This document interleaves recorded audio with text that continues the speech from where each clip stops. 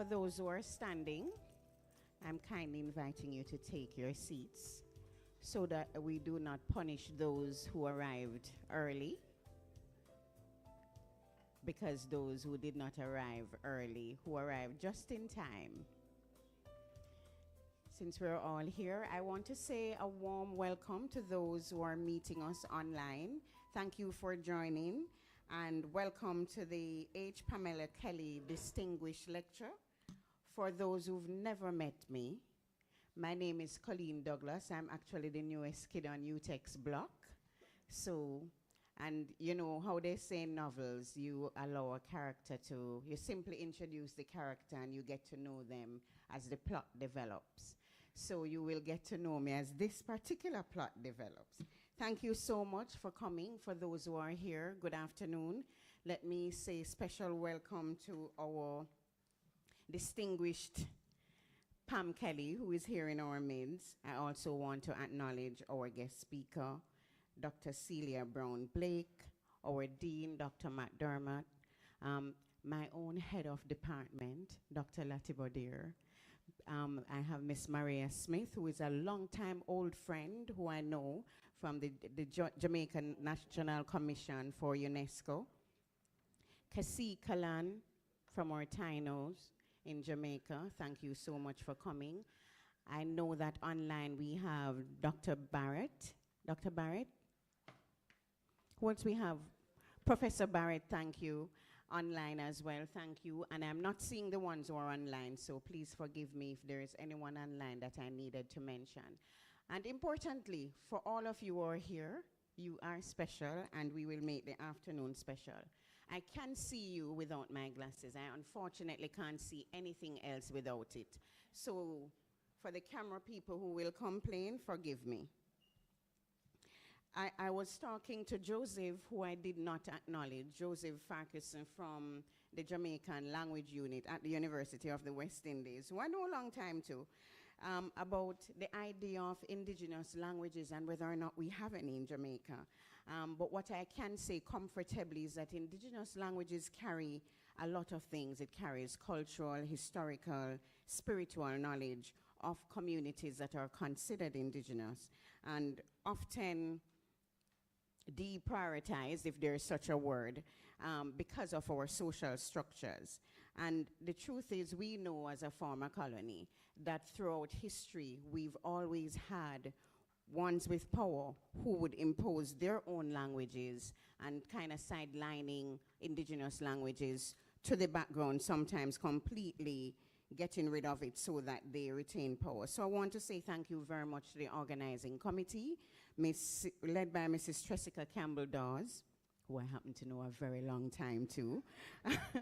And I want to really pay a special homage to our special guest, the woman who is the inspiration for this lecture, who I met outside with such a wonderful spirit, Hilary Pamela Kelly. They call her Pam Kelly, who, when I came here for my orientation, I was told that UTEC is student-centered, and I think you have brought the spirit of student-centeredness based on what everyone has said to me who had the opportunity to work with you. So thank you for your light. Thank you for the light that you continue to shine through this lecture and the enduring patience I'll adopt from you for dealing with students in various ways.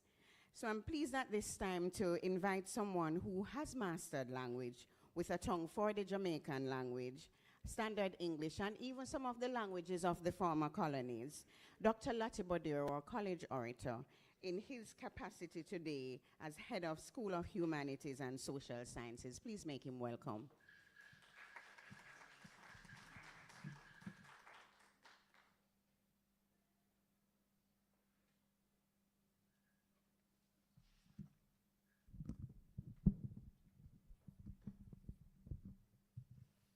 Deputy President Prof. Barrett, Dean, Acting, Dr. Harold McDermott, Vice Dean, Acting, Dr. Pitter, Mrs. Campbell-Dawes, Director, the LTRC Language Teaching and Research Center, Mrs.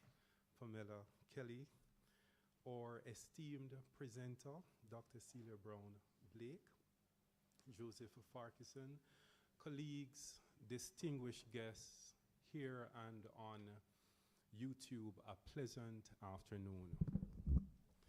How ephemeral the nature of time is. It seems like the proverbial yesterday that we were gathered for the historic 10th staging of the Hilary Pamela Kelly Distinguished Lecture held both virtually and in person roughly 1 year ago today, right here at the UTech JA Papine campus.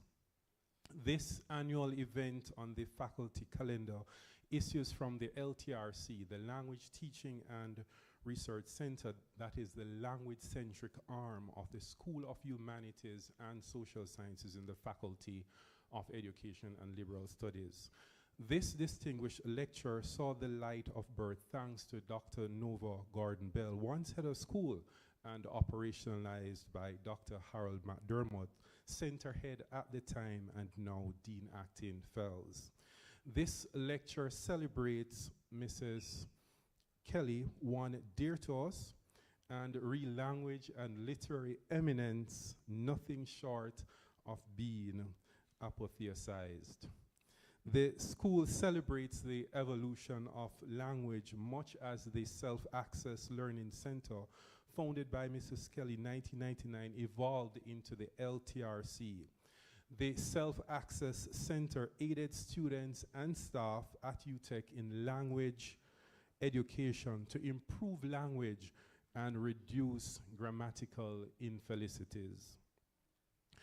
But the Self-Access Learning Center was a visionary name, and though it has died, it lives again in a major emerging project from the center called the VSALC, the Virtual Self-Access Learning Center, that seeks to continue or to reinforce the initial trajectory of aiding persons with language deficiencies, but virtually, affording greater flexibility and which fosters autonomous learning while increasing the reach of the center to students not able to make it in person.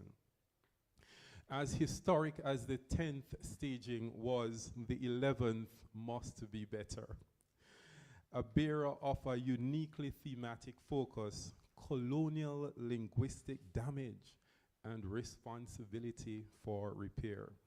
Clearly, the depth of the psychological scarring of the colonial juggernaut knows no end. And when the colonizer has caused linguistic damage, then at the level of humans, it rarely goes deeper, since language is our essence. It defines us. Much talk has been emerging and re-emerging on reparation, all because of colonial damage. We are keenly interested, therefore, in this type of discourse, and our lecture, with its own slant and nuance, makes a contribution on the subject matter. This year's theme bears last year's colonial element and continues to invite scholarship and discourse with impact at the national, regional, and international level. And oh, how good to be graced by our esteemed neighbor, the University of the West Indies, with the person of Dr. Celia Brown Blake. We eagerly await the knowledge to be generated from this theme. Thank you.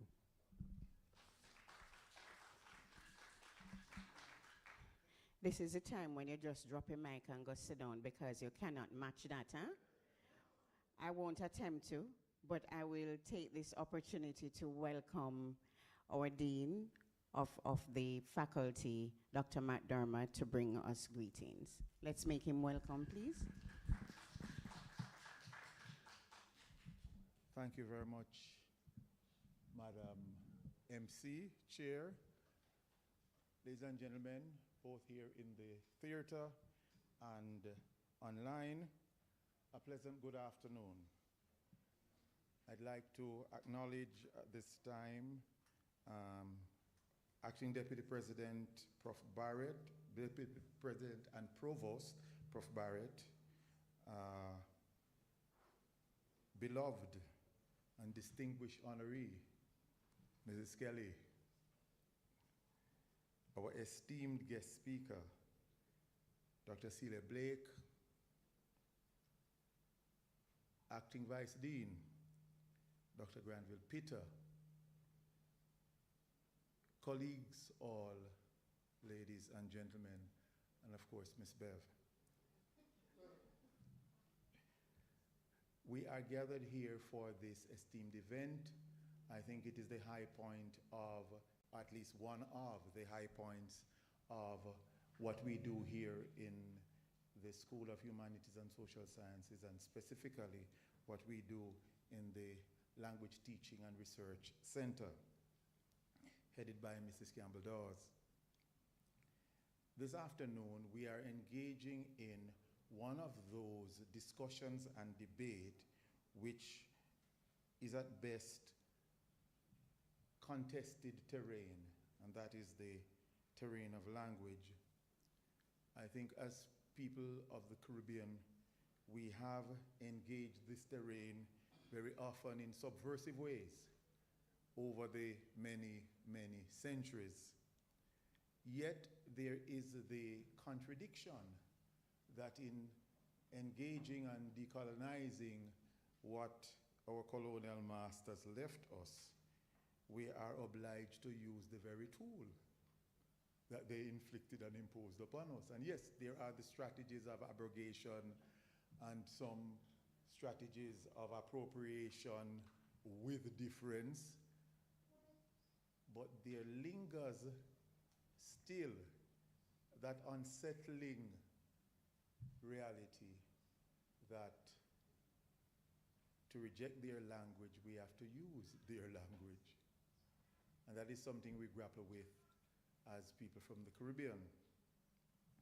Derek Walcott, I think, said it best when he said, listen, the English language is not the possession of anybody. It belongs to all of us. But I'm sure there are those in our community who will tell us that, okay, Walcott was just excusing the fact that he was so proficient in the use of the language. I know that there are some strategies that we perhaps don't pay enough attention to. Our friend the Rastafari, they have done some creative things with the English language. And I'm sure that there are going to be other groups to come afterwards. This is why I am particularly pleased and anticipatory of Dr. Blake's presentation this evening. I really am looking forward to it. I want to say to all of us that in the LTRC we do offer a module called Jamaican. And I want to encourage all of us who have never fully understood our own language to audit that course. It's reasonable in terms of its cost, and I strongly recommend all of us walk down that road. Anyway, I'm not the guest speaker this afternoon.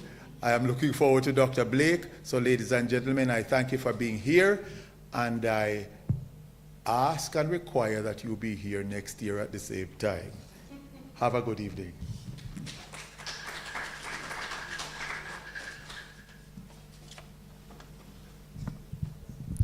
Thank you so much, Dr. McDermott. I did hear Professor Barrett's voice, so I take it she's ready and online. And because we stream to the world, permit me to simply say that our acting Deputy Vice President, Dr. Charmaine Barrett, is a well-known educator in Jamaica and across the Caribbean, and an administrator with over 20 years of experience in higher education. I will allow her to reveal herself as she brings us some greetings. Professor Barrett?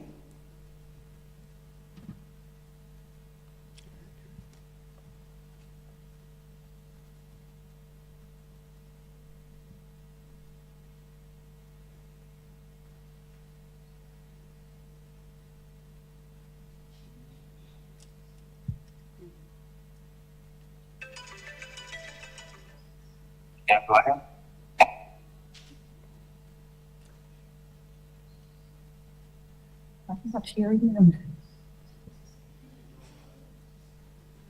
I'm to speak?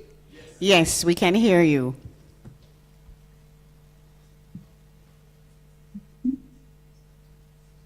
Good afternoon.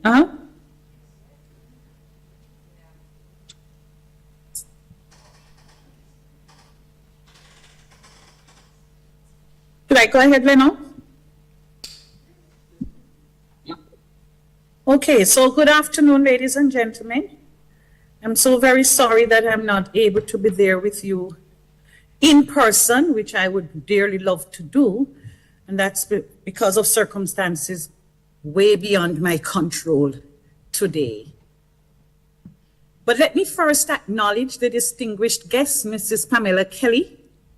Always good to see you and happy to continue to be, and that you continue to be with us as we honor you year after year. Secondly, I would like to acknowledge and congratulate the LTRC team for the successful staging of another lecture. I want to say thank you for not just keeping the lecture alive and alive, but for maintaining the high standard with the selection of your guest speaker. Ladies and gentlemen, it is a privilege to welcome you to this, the 11th staging of the Pamela Kelly Distinguished Lecture on the topic, Colonial Linguistic Damage and Responsibility for Repair. Now, ladies and gentlemen, I want to make it very clear that I'm not a linguistic, I'm not a student of languages. However, when I look at the topic and do my little research, this very deep topic seems to reach deep into the histories and identities and the very lived experience of many what I call post-colonial communities. And so it is important that this evening, as we interrogate this topic, that we, as the title says, we not only look at the damage that it has caused, but to examine our responsibility for repair. The linguists say language is not just a tool of communication, but they identify it as the vessel of identity, culture, and history. And so it is very, very, very important that we look at a topic like this. And so I welcome you to join me in not just listening, but engaging and seeking to learn how through language, voices have been silenced, knowledge systems have been erased, and damages to many communities have been wrought. And so I welcome you all. I trust, like in other stagings, it would be a beautiful experience, a beautiful expose of the language and the matters of language and literacy and linguistics.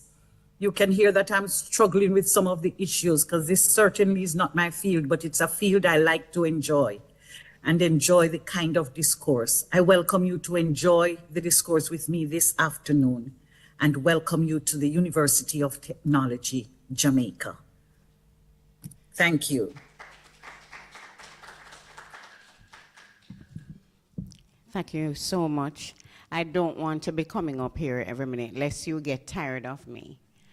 I'm just going to say that I am inviting, I did tell you, I warned you that I can't see without my glasses, but Dr. Cameron is smiling, and so I know that it's her time to actually introduce our distinguished guest, Ms. Pam Kelly now, so please come and do that for us.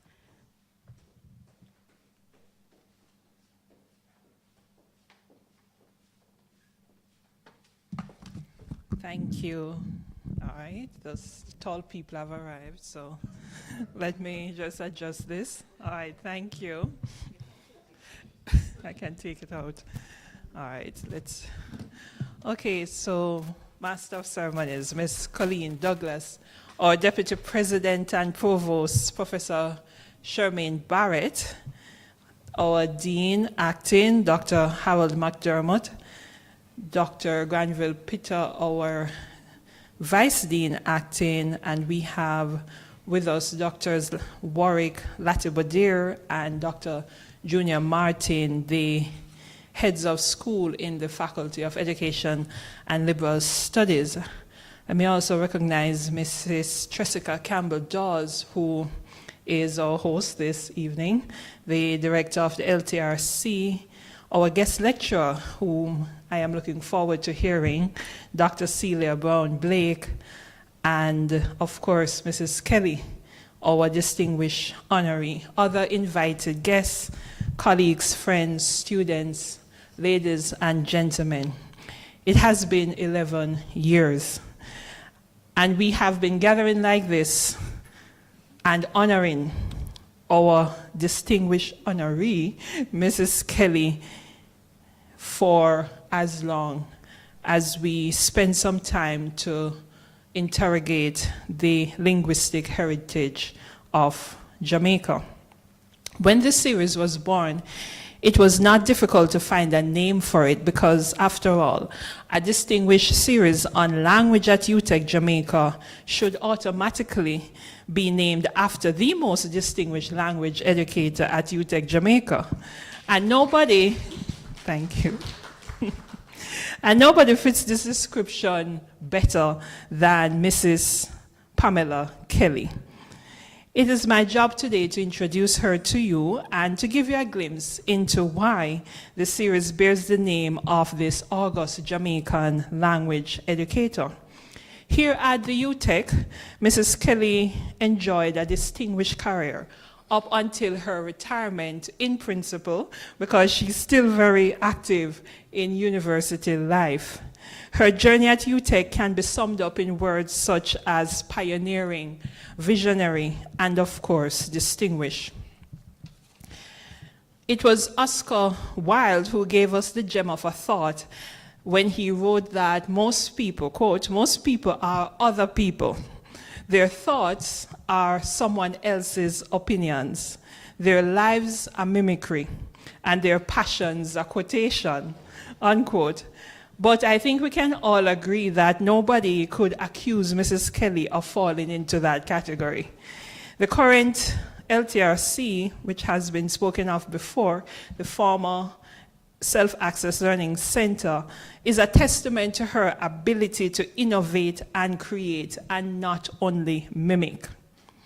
It is her tenacity, her vision, and her commitment to achieve even in the face of serious struggles and challenges that we gather here to honor this evening. It is no coincidence that the LTRC is as learner-centered as it is, because that accurately reflects Mrs. Kelly's teaching style, if you have had the honor of her teaching you, and also not only her teaching style, but her entire education philosophy. Her patience is legendary, and her classroom style allows her students to feel as if their progress is her personal success. And that has set such an amazing example as well to her colleagues. And outside of teaching, Mrs. Kelly also distinguished herself as the university orator here at UTEC, and then as the director acting at the UTEC Academy, now the UTEC Open. She served on numerous faculty and university boards, and her expertise was called upon by both local and international agencies. She has been recognized for her work, including receiving the Prime Minister's Award for Contribution to Education. She was awarded the Distinguished Service Award for Faculty Development here in the Fells. She also got recognition for excellent service in the faculty, and she also enjoyed an award from the Norman Manley Foundation as she served in capacity of judge for the annual essay competitions. She also received an award for outstanding service to the Lions Club of St. Andrew. And of course, she has been recognized by having this series named after her. Mrs. Kelly did not begin here at UTech, did not begin her career here at UTech, because her journey began at the St. Hugh's High School for Girls. And from those early years, her innovative spirit was evident. At St. Hugh's, Mrs. Kelly noticed that many students could not afford the textbooks that were required, and she went on to propose and successfully created Jamaica's first student book rental system. And as we all know, book rental in Jamaica is now firmly entrenched. Later on at St. Hugh's, she spearheaded a mentorship program for staff and rose to become the head of the English department and eventually vice principal. She also worked at the Embassy of the Republic of Korea and later partnered with her friend, Dr. Leonie Harris, to found Target English, where for roughly a decade she was director and taught English to both native and non-native speakers. To know Mrs. Kelly is to know someone who is humble, encouraging, devoted, loyal, and of course, one who has that little twinkle in her eye, which accompanies her sharp wit and her love of people. World-renowned author and speaker John Maxwell says that leadership is not about titles, positions, or flowcharts. It's about one life influencing another. And Mrs. Kelly's enduring legacy is not only the LTRC and this lecture series, but the fact that she has truly and positively influenced her numerous past students and her colleagues who can say without any shadow of a doubt that their lives have been made better because they have been inspired, like her, to leave a legacy of excellence behind. So our distinguished guests, colleagues, students, well-wishers, friends, ladies and gentlemen, please help me welcome a legacy builder and a woman of worth, Mrs. Hilary Pamela Kelly.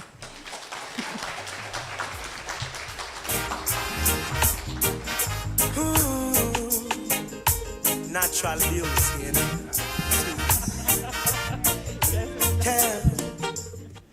All right, back to the short people. That's good. Thank you so much. After all that, what am I to say? All I was thinking as I sat there was, you have to change that picture. It certainly is not me anymore. But I hate to this comment about all protocols, whatever. So I'm just going to ask Miss Douglas to forgive me as I thank all and acknowledge all the distinguished people who are in the room this evening, those who are participating in the program, and those of you who are. A friend of mine always reminds me that mine is a singular honor to be recognized while I'm still able to appreciate it. I'm happy that the faculty did not read the script that suggests that distinguished lecturers are usually established in the name of the dead. I feel particularly blessed to be alive and with you, and given the increasing prevalence of Alzheimer's and dementia, still able to recognize the familiar faces around of colleagues past and present who are here in person. And I must also acknowledge the presence of the many more who, hampered by arthritis, painful knees, dwindling eyesight, fear of the road, especially the taxi drivers, time of day, and as well as distance, have made it impossible for them to join us here in person. When we started, I would have a number of my colleagues visiting. Now, each year I've noticed they've dwindled and dwindled, but they're online. And I'm still here giving thanks. So thank you so much to family, colleagues, friends, all the people who have been a part of my life's journey for joining us this evening, and to the technical team for making it possible. I sort of have a love-hate relationship with technology. You know, I don't like it. It's like you're talking to the breeze out there. But I suppose at times like this, it's a good thing. Not many people, and many much more deserving, have been afforded the privilege of seeing their efforts recognized while they're alive. And so I wish once more to thank the Faculty of Education and Liberal Studies, the School of Humanities and Social Sciences, and the Language Teaching and Research Center for this singular honor. I trust that the lectures will continue to bring together people of like minds and bring to the forefront topics and issues of importance to us, especially those of language teaching. Last night, one of my sons and I had a very spirited discussion as I tried to explain what I thought the lecture would be. He could not agree that the English language as a legacy of colonization has resulted in the loss of our identity. What identity, he says? Did they take it from us? Did we give it to them? You know, in the matter of marginalization and so on of indigenous languages, he said, you're going to go and stand up before them, looking as pale as the British, and with whom I have no relationship, and talking instead. I had to remind him that one of the reasons why I did take on the Self-Access Center at UTech was because so many students were having difficulty with English. They could not express themselves, and they could not write, and they would not speak. Now, I could understand, because having been born in a place right up in the Dry Harbor Mountains called What Town, that none of you ever heard of, when I went to school, they said, where are you from? I say, What Town? They say, what town? What town? What town? Until it became thing. And I did not speak the Queen's language, as it were. And so I felt disenfranchised, because for the first 3 years of my schooling, I never spoke. Because every time I opened my mouth, people sort of snickered. And one of my teachers from Britain, of course, said, are you what I came to Jamaica to teach? I think you can take the man out of the country, but you can't take the country out of the man. And so for a while, I didn't speak either. So I could understand. I could understand the issues they were having. And I felt that I could help. You know, first of all, by being an example and saying, listen to me, I can do it. You can make the switch as well. And I did make the switch, and people still ask, how did you move from what town to being the university's orator? You should write a book, and perhaps I should one of these days. So I told him anyway. I told him to listen this evening, and that our esteemed lecturer, Dr. Brown Blake, who having given more than 15 years of her own study and life to the study of the disenfranchisement of Caribbean vernacular speakers, and the legal ramifications of this, that she will perhaps, no doubt, provide him with a more valuable insight into the matter. And perhaps it would be useful for him and other young people to realize that this is actually an issue and something that we should be giving some thought to. So thank you, Dr. Brown-Blake, for taking the time to prepare and present this lecture. I really am looking forward to it, and I'm confident that you'll be able to give greater prominence to this issue while pointing out the role that as language educators we have in helping to address the issue. It is always my hope that the Research and Technologies Teaching Center will continue to outgrow its early beginnings. You know, students, we hope our students all the time are better than we are as teachers. And I hope the center will continue to grow, will outgrow me, and will recognize its importance in embracing the opportunity to play their own role, its own role in repairing the damage by supporting research, developing language teaching material, training language teachers to address this very far-reaching effect. Legacy is a word that is being bandied around quite a bit these days. Legacy project, legacy road, legacy all sorts of things. I trust this lecture, which bears my name, will be a worthwhile legacy as it continues to provide opportunities to explore issues of importance, not only to our universities and to our tertiary institutions, but also will have a greater impact on the society and Jamaica in general. Thank you so much again for coming and for...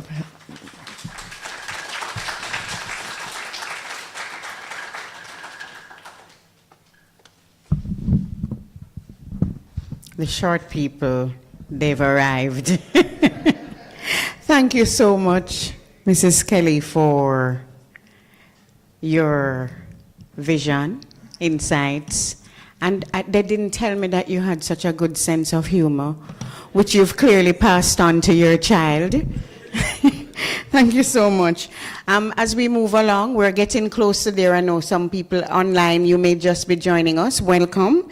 We are looking at colonial linguistic damage and responsibility for repair, and it is that time when I invite somebody who is way more capable than me, Dr. Telfo, I forgot my glasses again, to introduce our guest speaker.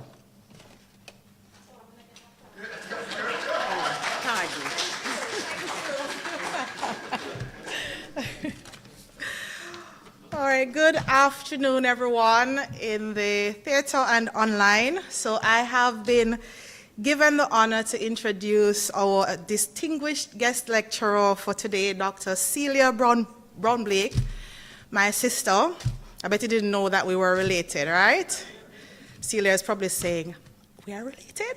But anyway, I pick up family as I go along. Now, Dr. Brown-Blake is a remarkable scholar who brings together two fascinating worlds, law and linguistics. As the Associate Dean of the Faculty of Law at the University of the West Indies, Mona, she has built an extraordinary career examining language, how language intersects with justice and legal rights in the Caribbean context. Her university journey began at the UWI Mona in 1990, where she pursued a BA in linguistics. Her cohort witnessed a pivotal moment in UWI's history, the conception of the language planning course by Professor Hubert Devonish, although they graduated before its implementation. Even before completing her MA in linguistics, where she produced a groundbreaking thesis examining language issues at Independence, she demonstrated her commitment to language accessibility. In the aftermath of Hurricane Gilbert, she conducted interviews across Jamaica to understand language communication during disasters. And out of that came the creation of a pioneering glossary of weather terms in Jamaican Creole. Unfortunately, our linguistic landscape was not yet ready for such innovation, as we know the use of Jamaican in official communications was still viewed with skepticism and resistance. We're doing much better now. However, this early work foreshadowed her lifelong commitment to bridging the gap between official language policies and the linguistic reality of everyday Jamaicans. Her pursuit of knowledge led her to earn an LLB at UWI, during which she seized the opportunity to take the language planning course she had missed earlier, now approaching it with both linguistic expertise and legal insight. This was followed by an LLM in commercial and corporate law from the University of London, and ultimately a PhD in linguistics with high commendation. This unique combination of expertise has positioned her perfectly to address the complex intersection of language rights and justice. Dr. Brown-Blake's extraordinary contributions have earned her numerous prestigious accolades. These include multiple Principals Research Awards for Best Research Publication from both the Faculty of Law and the Faculty of Social Sciences at the UWI Mona, the Dean's Award for Excellence from the Faculty of Humanities and Education, and recognition as an international visiting scholar at Stanford University's Humanities Center. Her scholarship has taken her from Stanford to MIT, where she has shared her insights on language rights and linguistic justice in the Caribbean. Her commitment to linguistic justice has evolved into concrete action throughout her career. In 2001, she played an instrumental role in drafting and presenting to Parliament a Charter of Rights in the Jamaican Constitution that would guarantee freedom from language-based discrimination. This groundbreaking work sparked her deeper academic interest in language rights, leading to her 2011 PhD research on the potential impact of language rights on language policy in Jamaica. That same year, she was again part of a team making a significant presentation to the Constitutional Reform Committee, continuing her advocacy for language rights in Jamaica's legal framework. And I know that she has been looking at language in the face of, what are we going for again? What is Jamaica got? Republic, right. Beyond academia, she has served in pivotal roles shaping Jamaica's institutional landscape, from her current position as Commissioner on the Judicial Service Commission to her valuable contributions at the Bank of Jamaica and the Financial Services Commission. Today's lecture, Colonial Linguistic Damage and Responsibility for Repair, resonates deeply with our community. And as we heard, our honoree, Mrs. K, that's Mrs. K to me, like many Jamaicans, Mrs. Kelly experienced firsthand the impact of linguistic discrimination in our educational system. This makes today's discussion especially meaningful, and especially as Jamaica contemplates its transition to Republican status, offering us crucial perspectives on decolonizing our institutions and ensuring linguistic justice for all. Ladies and gentlemen, right? What I heard before, I don't want. I want something better. Ladies and gentlemen, please join me in giving Dr. Celia Brown-Blake a very warm UTEC welcome.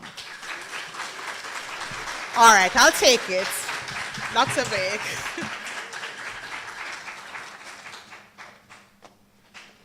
Thank you very much, Deidre. And you must be my big sister, right? Because you've given me some insights into myself that I wasn't aware of those facets of my life. Good evening, everyone.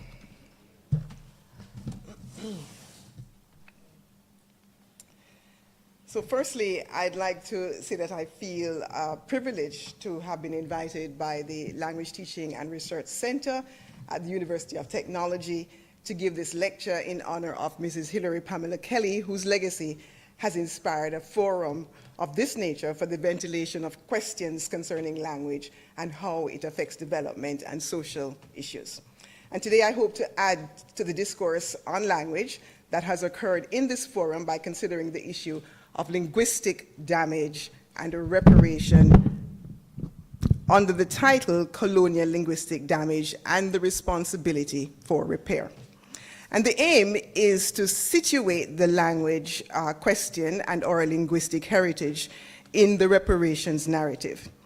The reparations movement in the Commonwealth Caribbean, which advocates for reparatory justice for slavery and its legacies, has certainly gathered momentum over the last decade or so with the establishment of national organizations on reparations. That led to a regional agenda on reparations under the umbrella of the CARICOM Reparations Commission, which adopted in 2014 a 10-point plan for reparatory justice.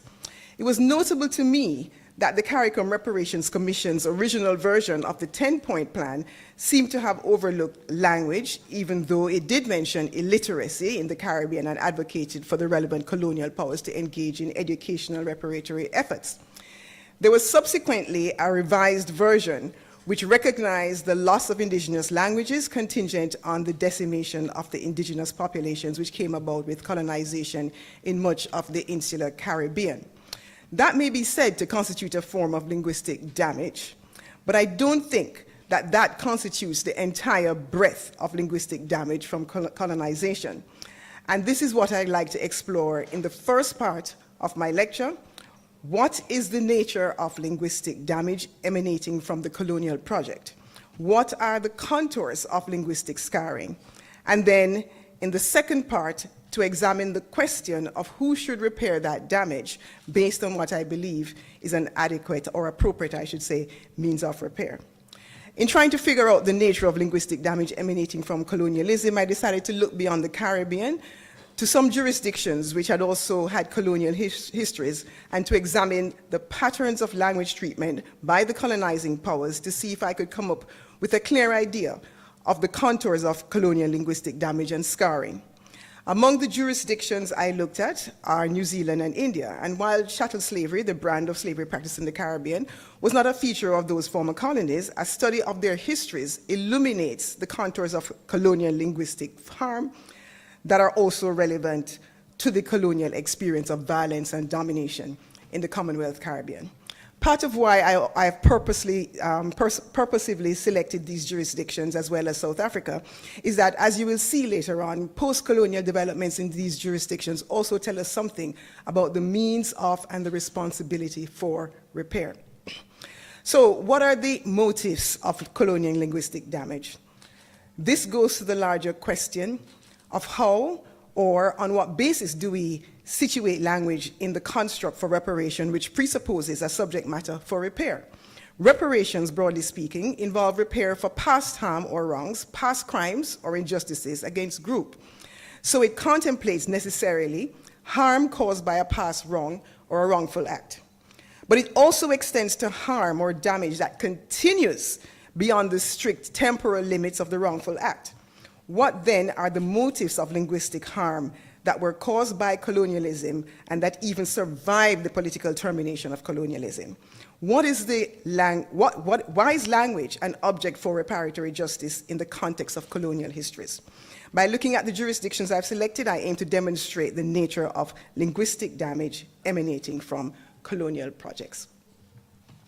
The Maoris, the indigenous people of New Zealand, occupied that territory they called Aotearoa for well over 500 years before Europeans arrived there in the early 19th century. The year 1840, though, marks the official establishment of a colonial settlement in the territory with the signing of a treaty, the Treaty of Waitangi, between the Maori chiefs and the British Crown. The historiography indicates that from the very outset, the colonial aim was assimilationist in nature. It was to acculturate the indigenous people towards a European ethic, and this very much involved linguistic acculturation, which specifically was legally supported. So, for example, there was the Native Trust Ordinance of 1844, which required the trustees for native education in New Zealand to apply the trust property in the establishment and maintenance of schools for the instruction of the native people in the English language. Similarly, the Native Schools Act of 1867 made subsidies for schools for Maori children contingent on the use of English as a medium of instruction for teaching all the ordinary subjects of primary education. There was also the Native Schools Code, which reinforced the legislative framework. And that code explicitly stated that the aim of the teacher should be to dispense with the use of Maori as soon as possible. So the strategy was not just for Maoris to acquire English, but also for the marginalization, if not eradication, of the Maori language, symbolized perhaps by the imposition of the European toponym New Zealand in substitute for the Maori name for the territory, and actualized by practices which prohibited the use of Maori in schools. This assimilation to English occurred in a wider social context of a devaluing by the colonizers of Maori culture and customs, a denigration of all things Maori, and a veneration of all things European. So colonialism spawned a legal, educational, and linguistic matrix in which there was a gradual diminution in the use of the Maori language, resulting in language loss and language marginalization, one dimension of colonial linguistic damage or harm. And that language loss was exacerbated by a decline in the indigenous population figures. Estimates at the official start of colonization in 1840 put that figure conservatively around 100,000 Maoris. This compares with a 1901 census figure indicating 43,000 Maoris, representing a mere 5% of the total population of the territory at the time. This decline has been attributed to wars between the Maoris and the British over land, as well as the diseases brought by the Europeans, to which the indigenous population had no immunity initially. I've said that in the reparations discourse, the harm that has been inflicted in the context of the wrong or the wrongful act, in this case, colonialism with its inherent domination, that harm may continue beyond the strict temporal limits during which the wrong was actually perpetrated. This is evident in the New Zealand situation insofar as language is concerned, whereby Maori language marginalization, along with English language dominance and superiority, continued well into what may be said to be New Zealand's post-colonial era. And the law, once again, has been complicit in the maintenance of that linguistic legacy. So in the 1980 case of Mihaka and police, the issue was whether the applicant, who was competent in both English and Maori, had a right to use the Maori language in court. The court held that the law of the land was that the customary language of court proceedings was English, and that consequently the applicant had no right to use Maori in court, since he was also proficient in English. This case very much highlights the phenomenon of the coloniality of language, the phenomenon of the persistence of the colonial ways of things long after the formal end of the colonial regime. The case starkly shows the continued privileging of English to the exclusion of the Maori language beyond the colonial era. So the New Zealand experience demonstrates colonial linguistic harm in the form of language loss and language marginalization of the local language, and it also shows how the law, as well as the education system, have been instrumental in inflicting that harm. I've intimated in my discussion on New Zealand that part of the colonial strategy was to disparage and stigmatize local languages. This subordination of local languages was part of a deliberate colonial policy, which is patently demonstrated in the historiography on India. That literature portrays the eventual upswing of Anglicism during British rule of India. Anglicism was a school of thought which claimed that the Indians must be shown that their customs and traditions were deficient and corrupt and ought to be replaced, and that learning in the English language was the only way a conversion could be facilitated. Coming out of this school of thought was the now infamous Macaulay Minute on Education, written in 1835 by Thomas Macaulay, a British politician very much invested in education policy in India. The Macaulay Minute on Education was adopted by the then Governor General of India and implemented. A couple of excerpts from the Macaulay Minute reveal not only the goal of British acculturation, but the ideological basis underpinning the policy of English medium education, particularly in higher education. This is what Macaulay said. "We must, at present, do our best to form a class who may be interpreters between us and the millions whom we govern. A class of persons Indian in blood and color, but English in tastes, in opinions, in morals, and in intellect."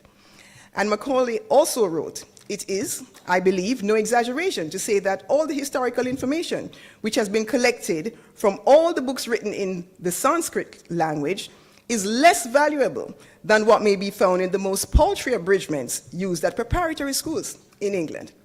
This ideology of the linguistic superiority of English and the inferiority of local languages and things Indian was successfully inculcated and became entrenched within the Indian educated elite, who, according to an Indian scholar, Professor M.S. Rajan, came either to ignore or denigrate traditional Indian cultural values and attach undue importance to British values.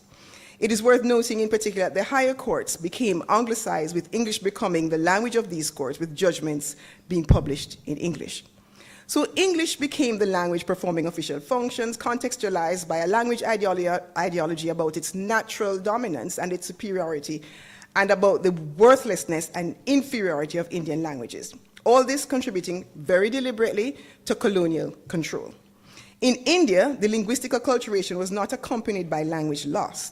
That is a sharp decline in the use of the indigenous languages or language varieties, as occurred in New Zealand. In fact, Professor Elmer Cutts, a scholar on colonial India, observed that even Macaulay did not expect that India could be converted into an English-speaking country, but that mandating the use of English in higher education would foster Indian loyalty to British rule. The suggestion, I think, is that much store was being placed on implanting the colonial language ideology in the minds of the Indian elite, who would, in turn, infect the minds of the mass of the population. Language, including the ideology around it, is indeed the perfect instrument of empire. English continued to dominate in public official domains even after an independence constitution that declared Hindi, an Indian language, the official language of the Union of India. So again, we're seeing the phenomenon of the coloniality of language, since that very independence constitution of India, despite officializing an Indian language, contained a provision which nevertheless sanctioned the continued use of English in the official domains in which it had been used immediately prior to gaining independence from Britain. Effectively, there was a constitutional relegation of the status of Hindi relative to English.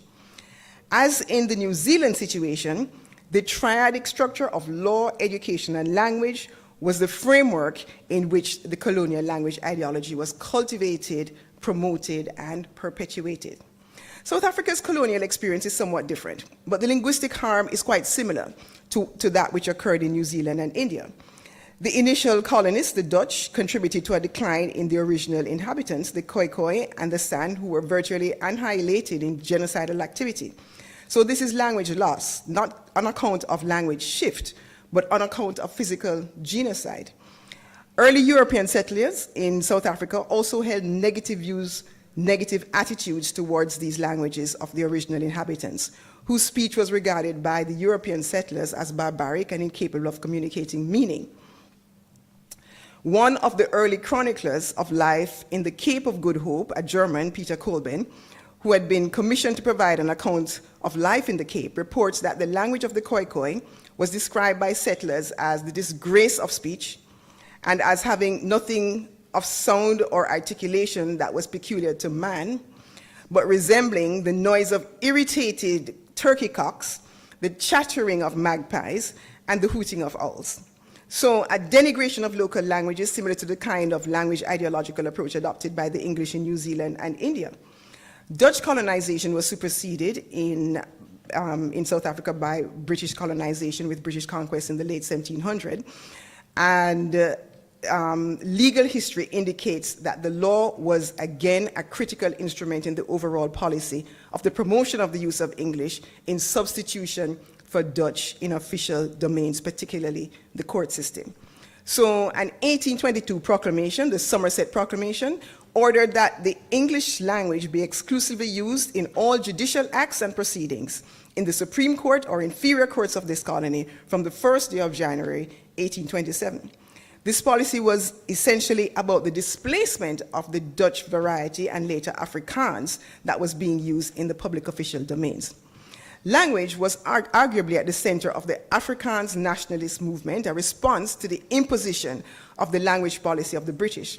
Ultimately, concessions by the British led to self-rule on terms which included the restoration of the Dutch language in the courts and public schools.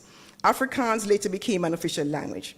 The language-grounded political movement morphed into the apartheid era, which has been characterized by some scholars as a form of internal colonialism, which, just like the traditional form of colonialism, is predicated on political and cultural domination and economic exploitation, but involves colonizers from the same territory as the colonized.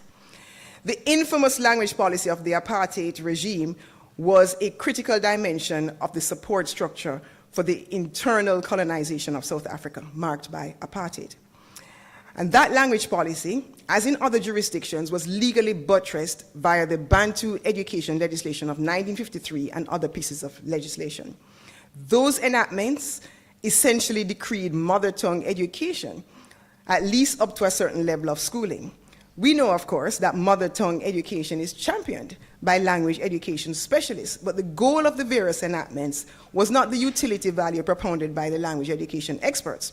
It was instead to oppress the black population and to exclude them from participation in advanced sectors of the economy and in government, and to prevent their socioeconomic mobility, and importantly too, to promote racial and ethno-linguistic division by suppressing the learning of a common language. This has been described as linguicism, which involves a set of ideologies and structures whereby language is a means for effecting and maintaining an unequal allocation of power and resources. Indigenous languages thus operated at the periphery of linguistic power during the entire colonial era, external or internal, and they were also the target of sociolinguistic misuse and injustice in the form of language discrimination. That is, speakers of Bantu languages, on account of their native or home language, suffered social disadvantages relative to speakers of other languages, particularly the main Germanic languages. In all the situations, we've seen that the language of the colonizer eventually assumes a dominant position, both in relation to status and in relation to function, whereby the language of the colonizers operate exclusively in the public formal domains, and the languages of the colonized are generally confined to private formal domains. This characterizes cases of conquest diglossia, a term coined by Hubert Devenish to describe those situations where the H or the high language is external and import from another country. With the exception of Afrikaans in South Africa, which came to perform high language functions in the context of internal colonization, classic conquest diglossia is the ultimate functional construct for colonial linguistic damage, which may involve language loss contingent on both physical genocide as well as language shift resulting from colonial linguistic assimilation policies. And that damage typically extends to language discrimination, linguicism, the functional marginalization of local languages attended by social alienation of the mass of the colonized. These are the strands of colonial linguistic damage, which make language eminently suited to be an object for reparatory justice within the narrative of reparations for colonial injustices. These strands of linguistic damage are also evident in the context of colonialism in the Commonwealth Caribbean, which was branded by chattel slavery. We know that the region experienced language loss by physical genocide, with the loss effectively the language death of Taino language varieties in Jamaica and the Bahamas. There was massive depopulation of the indigenous Tainos, who effectively disappeared as a distinct demographic collective by the middle of the 16th century, even though, of course, I hasten to say that there is, of course, survival of Taino ancestry. Some literature indicates that 3 varieties of Taino, Siboney Classic Taino and a prestige variety of Classic Taino, appear to have been spoken in Jamaica and the Bahamas. Island Carib and Arawakan language are spoken largely by the pre-Columbian inhabitants of the Lesser Antilles, and Taylor and Huff suggest that there may have been 2 gender-based varieties of Island Carib. In addition to the varieties of Taino and Island Carib, the literature indicates the existence of other languages at the southern tip of the Lesser Antilles chain at the start of European invasion in the Caribbean. Taylor refers to 3 Amerindian languages, Karine, Pagoto, Nepuyo, and Yao, which are associated with the Caribbean linguistic family, and also to Shabayo, an Arawakan language, but there is very scant documentation for these language varieties. Adonis and Ferreira state that at least 10 known and named pre-Columbian languages were spoken in Trinidad and Tobago by peoples of Amerindian origin. In addition to the languages to which Taylor refers, they list Chaima, Igneri, Lokono, and Waro. And they list 2 language families, although no specific languages are itemized. So as far as the insular Caribbean is concerned, the literature identifies some 15 language varieties spoken in the period just before European invasion in the islands, now part of the independent Commonwealth Caribbean.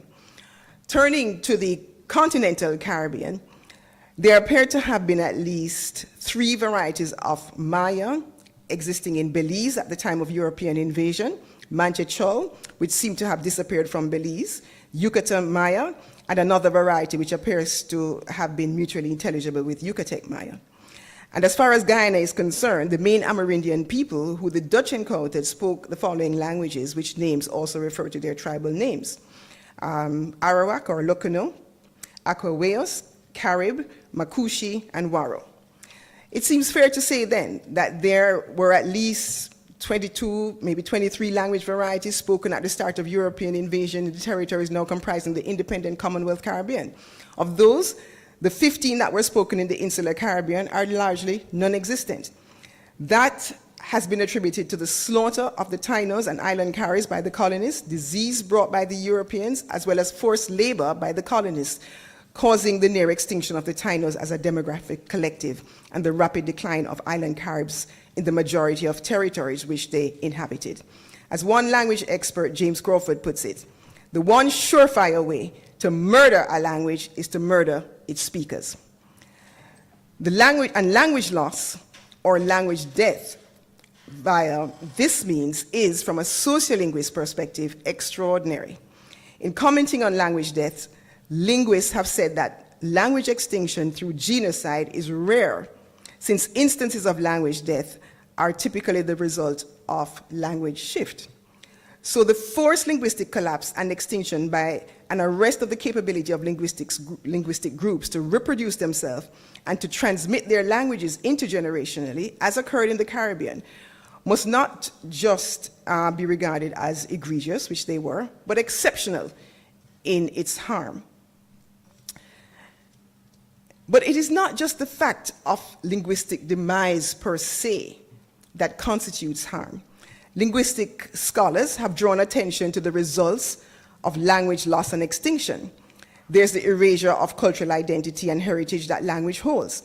And that erasure it has been argued, diminishes diversity and ecological stability, which are important to human existence. The UNESCO Expert Group on Endangered Languages has said that every time a language dies, we have less evidence for understanding patterns in the structure and function of human language, human prehistory, and the maintenance of the world's diverse ecosystems.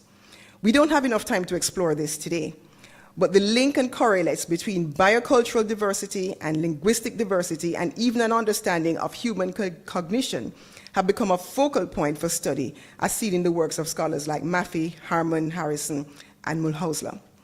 So while the reparations narrative must highlight Caribbean indigenous language loss contingent on colonial genocidal activities, I submit that the reparatory purpose demands more. It must also highlight and seek reparations for the wiping out not just of the colonial identities involved, but also the cultural knowledge base associated with that loss. That knowledge loss has implications for a deeper understanding of human cognition, arguably unquantifiable within the Caribbean experience. So there's language loss or damage on the one hand, but as we know, there has also been language gain out of slavery and the plantation societies of the Caribbean. The linguistic acculturation that came about with African-European contact in this Caribbean socioeconomic context led to the development of the so-called Creole language varieties of the Caribbean via the processes of pidginization and creolization, as some scholars theorize. And I just want to comment here that with the exception of Afrikaans in South Africa, linguistic acculturation in the international jurisdictions we've been looking at seem not to have produced new languages. But we have had in our Caribbean language situation the evolution of new vernaculars. The mere existence of these vernaculars may not perhaps be said to constitute damage, although one interpretation is that the new vernaculars reflected a masking of African culture and the superimposition of a European ethic, an attempt at African cultural erasure, arguably a colonial precondition for the new slave, non-human status that Africans were made to assume. But if creolization is perceived as an evolutionary process towards the respective dominant European language, in which the Creole is something short of its lexifier, then the new vernaculars may not only be reflective of a measure of cultural assimilation, but they may also serve as a cultural differentiator. So the vernaculars served a dual sociocultural purpose, assimilative yet differentiating. Both these roles of language are part of the colonial linguistic strategy. Various degrees of linguistic assimilation occurred which were necessary for the effective functioning of the slave plantation economies and societies of the Caribbean. However, language also indexed the social division between the planter class and the enslaved, a critical marker in those societies that were premised on chattel slavery, a socioeconomic system that denied the very humanity of African enslaved people and their descendants. As part of the colonial linguistic strategy of differentiation, an ideology of inferiority of the new vernaculars were brought about and perpetuated. As occurred with the local varieties in the international jurisdictions we've looked at, the ideology surrounding the new Caribbean vernaculars impoverished their linguistic status, reinforcing, if not helping to construct a sociology of English superiority and sophistication versus Black inferiority and barbarity. So linguistic differentiation is a dimension of the colonial strategy. But that differentiation should also be seen through the lens of the enslaved, the speakers of the emerging Caribbean vernaculars. And through this lens, one can also argue that the vernaculars reflect opposition by the enslaved to acculturation towards European norms. Mervyn Alleyne, in his book Roots of Jamaican Language, talks about maroon cultural resistance to assimilation to English norms, which he says, including resistance to the adoption of an English language norm and the preservation of language codes incomprehensible to outsiders. So there was a distinction between the vernacular spoken by the non-Maroon population of Jamaica and an old form of the vernacular spoken by the Jamaican Maroons, which showed a large number of African-derived Coromantee terms that had been integrated in Maroon Creole. Similarly, linguistic differentiation in the inchoate linguistic assimilation exhibited in the vernacular languages of the African enslaved population and their descendants should also be viewed as resistance, an agentive response, and I submit a reparatory response, to colonial linguistic scarring and damage. So the new Caribbean language varieties, constitutive of a degree of linguistic assimilation towards European culture, may also be interpreted as acts of resistance, the linguistic consequence of an autogenic, purposeful response to the colonial imposition. The reparation discourse should contend with this dimension of linguistic differentiation, a counter-strategy of repair to the damage that was being perpetuated by a colonial policy of degrading the linguistic heritage of the colonized. I submit that the seeds of linguistic repair have thus long been sown in this counter-strategy of arresting linguistic acculturation and maintaining a measure of linguistic differentiation. And I am not suggesting that this belies the harm of the albeit inchoate linguistic assimilation during the period of colonialism. As I've already intimated, linguistic assimilation has eroded a critical self-identity feature, which makes the assimilating group, according to Kenyan novelist and scholar Ngugi wa Thiong'o, want to identify with that which is furthest removed from themselves with other people's languages rather than their own. The apparent tension in the signification of the linguistic differentiation is arguably tied to the traditional nature of the ideology surrounding the vernaculars of the Commonwealth Caribbean. Overt attitudes revere the target language and disparage the vernaculars. Covert attitudes, though, associate the vernaculars with positive values such as solidarity, friendship, and trust. It's a reflection of the assimilationist resistance paradigm. The colonial language ideology, too, has affected and supported the typology of language use and practices in the colonial and post-colonial era. Conquest diglossia has also been a feature of our Caribbean language situations in which a revered colonial language, the sole official language, is considered the only acceptable language variety for use within the high or prestige domains, while the various local vernaculars considered second-class language varieties or linguistic deviants are relegated to the L, the low, or the less prestigious domains. This functional distribution of languages in the Commonwealth Caribbean typified the colonial period, although the linguistic competence of the white ruling class, a demographic minority, meant that English was also generally the language of private informal communication within this social group. The new Caribbean vernaculars had no place within the formal domains. The enslaved and freed people were effectively excluded from participation in public formal domains. Emanating from their status as chattels, the enslaved were ineligible for public office and could not be tried by a jury of their peers. In the law courts, the linguistic exclusion of vernaculars was legally marked by the general rule that prohibited the admissibility of the evidence of the enslaved against whites and free people in trials for much of the period of slavery. With reference to Barbados, Jerome Handler, in his work, The Unappropriated People, indicates that freed people too, despite their status in theory as free people, could not testify in the courts nor sit in judgment, for they were debarred from magistracies, judgeships, and jury duty, nor could freedmen participate in the legislative process as voters or office holders. Even in the post-emancipation period of colonial rule, the law was used as a tool to effectively restrict non-whites from participation in public domains. The result of this state of affairs is the general maintenance of the diglossic character of the sociolinguistic situation, in which the majority of the vernacular-speaking black population did not operate within the nerve centers of the public formal domains during the colonial era. The colonial apparatus thus functioned in English, the language of the colonizers, to the exclusion of Caribbean vernaculars and their speakers. In the post-colonial period, the quintessential nature of conquest diglossia has persisted. This is so although independence ushered in a new black political and professional elite who were bilingual in the respective territorial vernaculars as well as in English. English has remained the socially acceptable language variety for use in the legislature, a convention which has some legal and regulatory support. So, for example, under the constitutional instruments of 6 of the 12 independent territories of the Commonwealth Caribbean, competence in the English language is a qualification for appointment to the legislature. The language of Guyana's constitution is generally reflective of the constitutional requirement, and that provision states, a person shall be qualified for election as a member of the National Assembly if, and shall not be so qualified unless he or she is able to speak and, unless incapacitated by blindness or other physical cause, to read the English language with a degree of proficiency sufficient to enable him or her to take an active part in the proceedings of the Assembly. And in any event, the majority of independent Commonwealth Caribbean territories implicitly make English an eligibility requirement for members of the legislature, because the rules governing procedure in the legislature prescribe that proceedings and debates of the legislature be in the English language.